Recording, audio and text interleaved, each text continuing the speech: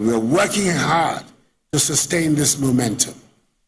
Inflation has reduced from 54.1% in December 2022 to 38.1% in September. And there's every indication that by the end of the year, it will be around 27%. And by the end of my tenure next year, 15%. The exchange rate has also stabilized. It is my fervent wish that before I leave office, we can return our nation to the single-digit rate of inflation that characterized my first term in office, especially as food supplies are increasing with food prices declining. And I'm determined to continue to work on it.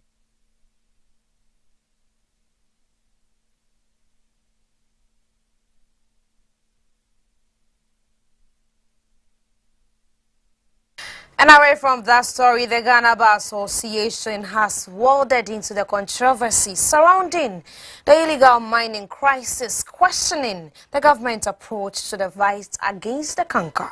Addressing a news conference on Wednesday, October 18, the president of the Ghana Bar Association, Yahweh Champon Boafo, asked the government to target corrupt politicians believed to bankrolling and profiting from the menace.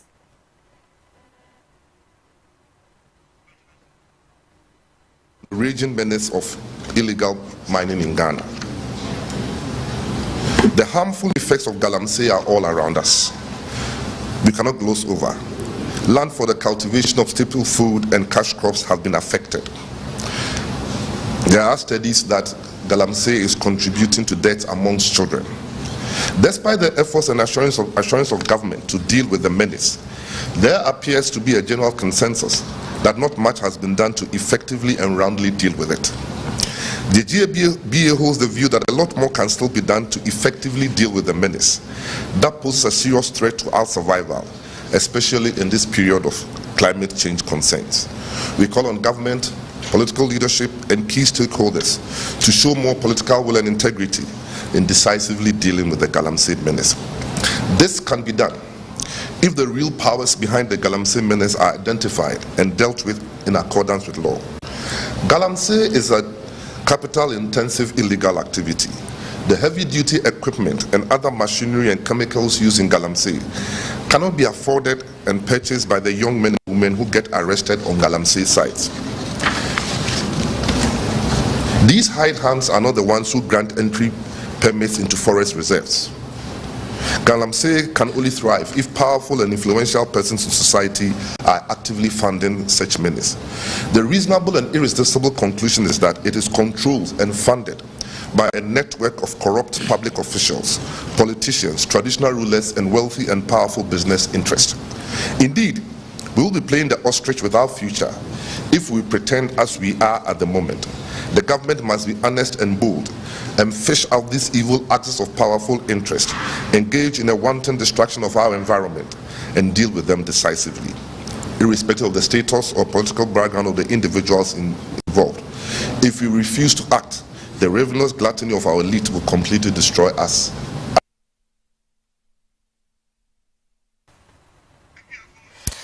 Stories of victims of the dam spillage. Professor Opoku Aiman calls for empathy for victims of Akosombo Dam spillage, while parts of Ghana's Volta region have been devastated by floods following the spillage of the Akosombo Dam and Akon dams by the Volta River Authority, while more than 10,000 Ghanaians have been forced to evacuate from their homes, and several properties, including homes as well as farms and vehicles, have been destroyed. It's on TV, on social media, but I think that experience is also important. When you see it, you go past buildings that are half submerged, those that are full submerged. You see windows where ordinary things are, like ordinary people live there, and yet they cannot access the place. I ask myself, so at the moment when they had to flee, if, for example, you're a mother with young children, what will you do? If there's one breastfeeding, the other not, toddling, what do? Do you put one on your back? Do you carry the other one on your shoulder? Do you remember to take their medicine or their food? Do you yourself remember what you need to take with you at the time where you are so confused? How can you even think straight? And where are you going anyway? And who is receiving you? And, it's just many things. And if you're also very old or too old to move, and we like to keep our older people with us, which is a very good thing, what do? The person can't walk, and there's water higher than the tallest person. So what at that moment, what do people do? You see, sometimes when we don't break the issues down to the human level, then we just feel it's something happening somewhere to some people. It can happen to anybody. And we all need to learn to be empathetic. We all need to learn to care, Member of Parliament for Doma East constituency, Honourable Paul Aprekuchumbarima in the Bono region has petitioned the New Patriotic Party to create a level playing field for all candidates. We've done the needful on 26. Clearly, MPP has done it before, and we will do it again. However, it is not out of place for us to caution ourselves that 4th November is not our final election. 4th November is an election for the New Patriotic Party to win, not an individual to win. So it is important that we take critical notice on how we act now, during, and before and after the 4th of November. The New Patriotic must come out as a winner. The elephant must be the winner for the day. And we all rally behind the elephant, the red, white, and blue, going into December 7, 2024. Nothing should change that perception or that mind. And I am confident in our national chairman and our national executives that they will lead such a course. We have done it before, and truly we're going to do it again.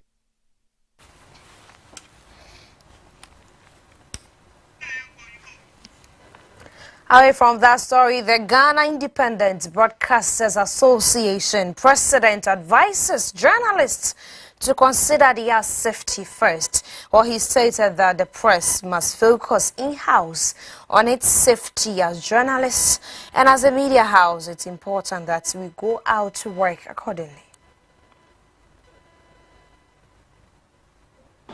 We like to acknowledge the speed with which we've seen the first prosecution, but noting the pointers that were made by the GJA president on the fine, the type of punishment and the intensity. The other one that is of concern and is that we are actually happy to see for a long time a very quick reaction from the NMC when this happened. However, we want the NMC to move more from the commentary stage, so we want to see them get into a facilitating stage of a lot of things that are happening within our space. There's a lot of interventions that we believe that the NMC should be in the forefront and work with us so that we can achieve and hold on to the expectations that we want to get from the freedom of the press. What I would like to also focus on is that we must focus in-house on our safety as journalists and as media houses. It's important that as we go out to work, especially with this season that is coming up, we have not even reached elections yet.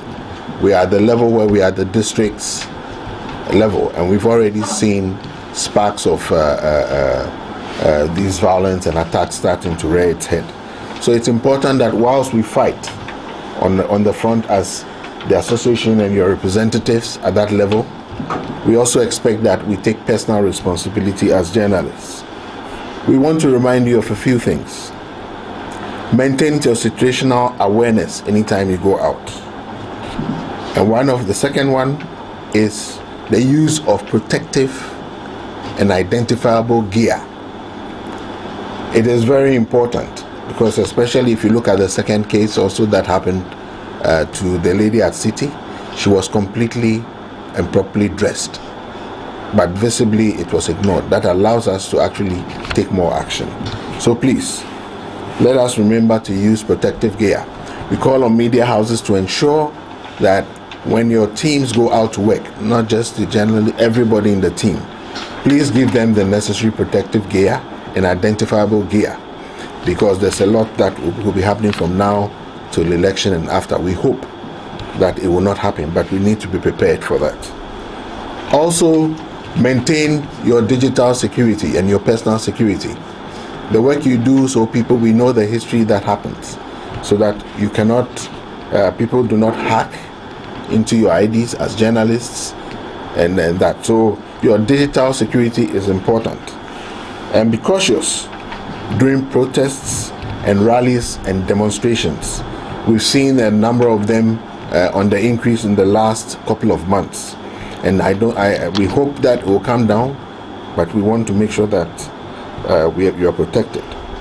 Also, please remember, if anybody threatens you in any way, please report any threat at this stage before it gets to a stage where it becomes something less. On our side, we are planning to also rejuvenate a lot of education training around this time, so that the awareness, this is the beginning of what we are telling you, for both stations, players, the police. We want to work closer with the police and other bodies that will help to protect us, and even the political parties where the opportunity is given, so we can educate them to educate their people so that they respect the media. We carry their messages that they have across. So if they cannot work with us, that will be a challenge. Last, that we'll also be investing in, and you will see, we always delve in deep into the legal knowledge, especially to do with the work that we do, to ensure that we get the best protection for journalists and media houses where you all operate. And the Private Newspapers and Online News Publishers Association of Ghana has advised all politicians to caution their supporters and members to avoid violence, especially against the media. Well, that it said was because no democracy can be effective without the active participation and involvement of the media. The advice comes on the back of the association's condemnation of an attack on City FM's Akosi during the National Democratic Congress parliamentary aspirant vetting in Ododio constituency last Friday. We strongly disagree with the quantum of fine imposed by the court on the individuals who orchestrated and carried out the deplorable attack on panelists in the studios of UTV. The fine is a meager amount that we believe falls far short of serving its intended purpose. That's deterring miscreants from repeating such acts. The attack on panelists within the UTV studios was a blatant violation of the fundamental principles of freedom of speech, expression, and the right to a safe and conducive working environment.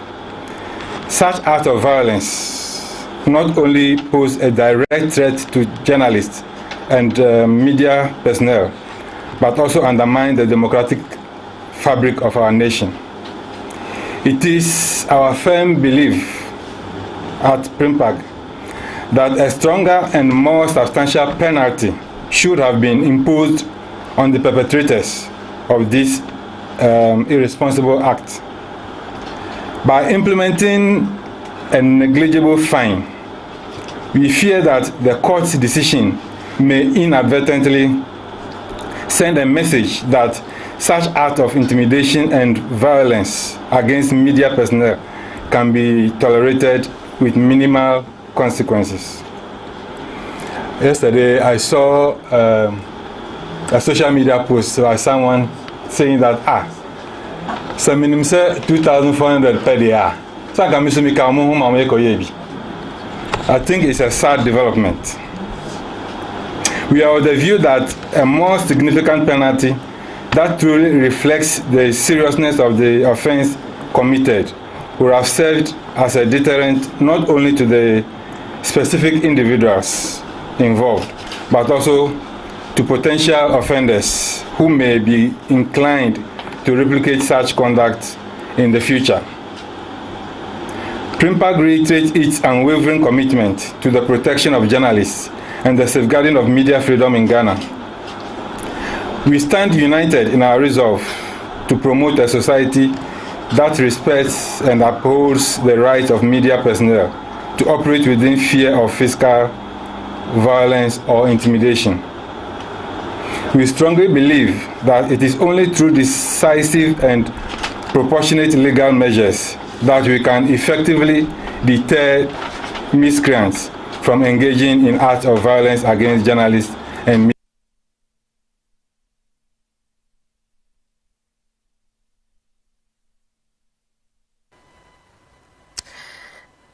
The Ghana Journalists Association has strongly criticized the charges against some 16 NPP sympathizers who invaded the studios of Accra-based television UTV by the police. On October 7, during UTV's primetime show United Showbiz, some NPP activists invaded the studio, assaulted 2 employees and threatened the hosts and guests. Well, on Monday, October 16, the Achimota District Courts found them guilty and fined them 2,400 Ghana cedi each. 3 key institutions with representation on the National Media Commission, and I stress, with representation on the National Media Commission, NMC, I've invited you here to address some pertinent issues in the country's media landscapes, particularly the recent cases of assault on journalists and related matters.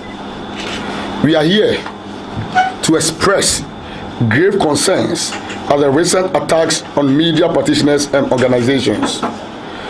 The phenomenon is alarmingly increasing in frequency, and as a media fraternity, we cannot sit aloof and allow the situation to get out of hands. The 1992 Constitution clearly states the rights, freedoms, and independence of the media, and how we are practiced without any form of control, interference, or hindrance. There are other existing laws that govern the work of the media and its practitioners in Ghana. Moreover, as media practitioners, we are enjoined by our responsibility to constantly inform and educate our audience of happenings in the country. It will be recorded that on Saturday, October 7, 2023, during United Television's UTV's primetime entertainment show, United Showbiz, some activists of the New Patriotic Party, NPP, invaded the studio of UTV, disrupting the live program, assaulting 2 employees of the station, and further threatening to assault the hostess and guests on the show. The Ghana Journalists Association, GJ, the Independent Broadcasters Association, GIBA, and the Private Newspaper and Online Publishers Association of Ghana, PRIMPAC, have taken note of the ruling by the Achimota District Court on the 16 hooligans who were arrested and prosecuted for attacking the studios of UTV. On Monday, October 16th, 2023, the hooligans were charged with the offense of conspiracy to commit crime and rioting and arraigned before the Achimota District Court, which found them guilty of the offense. We wish to commend the police and the court for the speedy prosecution and conviction as we are demanded in the wake of the attack. In a similar case, in respect of an attack on Dagbon Radio in Tamale early May this year, the police and the Tamale District Court had prosecuted and determined the case speedily. However, while commending the police and the court for the speedy prosecution and conviction, we are of the opinion that under the circumstances and based on video evidence of the happenings on that fateful evening, the charges preferred against them were not far-reaching because their actions should have resulted in the investigation and attraction of the following charges. And I name them. The residents of the Gbefi in the Kwando District Municipality have called on relevant authorities to ensure that nomadic herdsmen promptly vacate their farmlands within the week. Well, at a press briefing, these concerned residents voiced their distress over the illegal occupation of their lands by these herdsmen, citing instances of harassment and encroachment on the agricultural activities. A spokesperson for the community, Togbe Kwekudia, recounted a grim history of past incidents involving herdsmen. As far back as 1970, a young lady of the land was raped and killed by Fulani herdsmen when she went to fetch firewood along the Gbefi-Kpando road. Then, in 2008, we experienced another onslaught of Fulani herdsmen and their cattle on Gbefi community lands, where their cattle destroyed farms and properties. They harassed, robbed, raped, and terrorized farmers. Several attempts were made to consult those in the helm of affairs to intervene, but all these attempts proved futile. And looking at the extent of damages and destructions caused by these Fulani herdsmen, the youth then decided to drive them away from the land using minimum force. On 16th August 2023, we picked an intelligence that some Fulani herdsmen invaded our land again with cattle numbering more than 150. The extent and the rate at which the cattle were destroying people's farms was alarming. We, the people of Gbefi, are appealing to the powers that be to, as a matter of urgency, call the MCE, the police command to order, since no contractual agreement existed between the landowners as Gbefi community and the Fulani, for which Gbefi community can be held liable for theft or loss of property, that's cattle.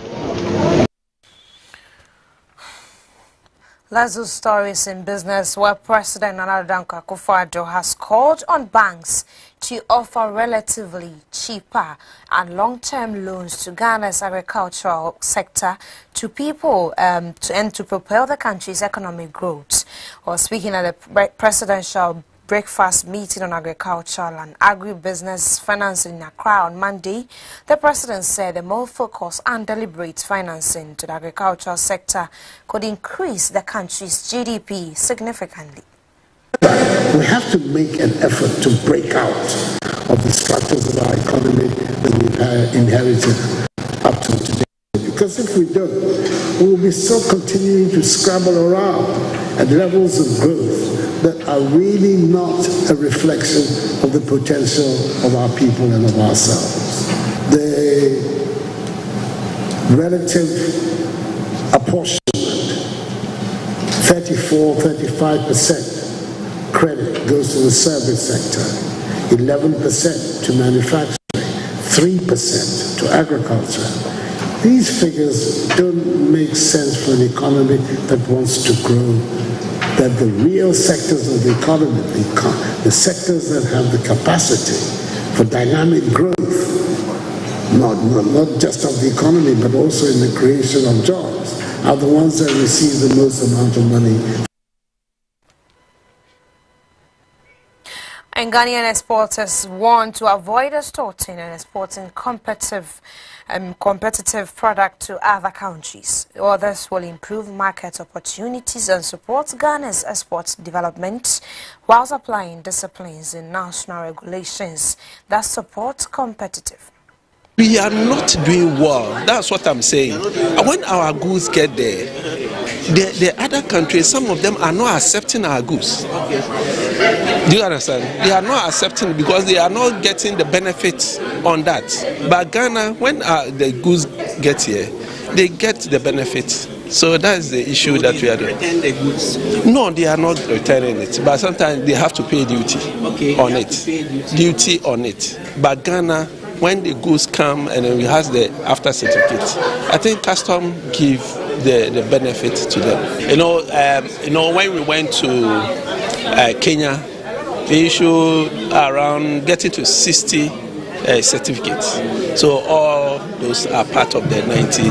But the 50 companies registered, what are they into? Can you just brief us? Just some. Those who went to Kenya, all of them, most of them have been registered. So we have those who are into cocoa, shea butter, even somebody who is exporting insecticide. They are all registered because they benefit, they qualify under it. So there are a number of products. You know, Kenya, they like our products very well.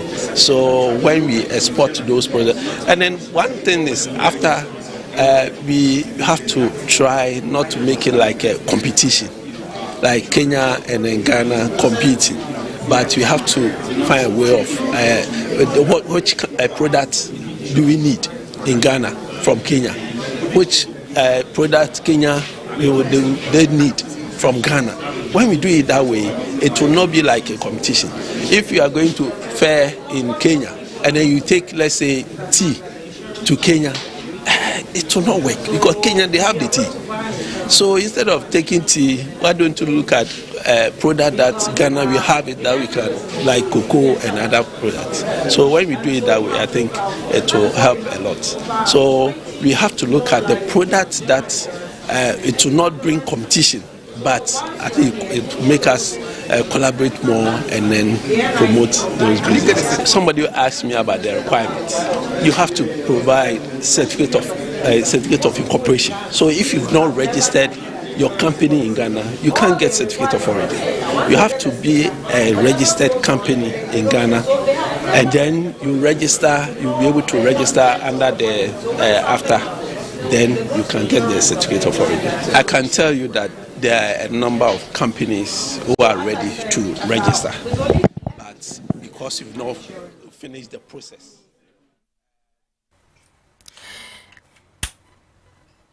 And Ghanaian importers are asked to buy insurance from local companies licensed by the NIC. Well, Ghana's National Insurance Commission has announced that all goods brought into the country can now locally be insured. Buy the insurance from outside, you are paying with foreign currency, which means that you are changing your cedis and paying in foreign currency. If you buy it locally, you are saving some money through that exchange, foreign exchange risk. You are also communicating with the insurer to be able to provide a right cover for you and also for you to get the right policy. So these are some of the few things we are trying to tell importers to do, that going forward they should buy insurance for imported goods they are bringing into the country locally with an insurance company licensed by the National Insurance Commission.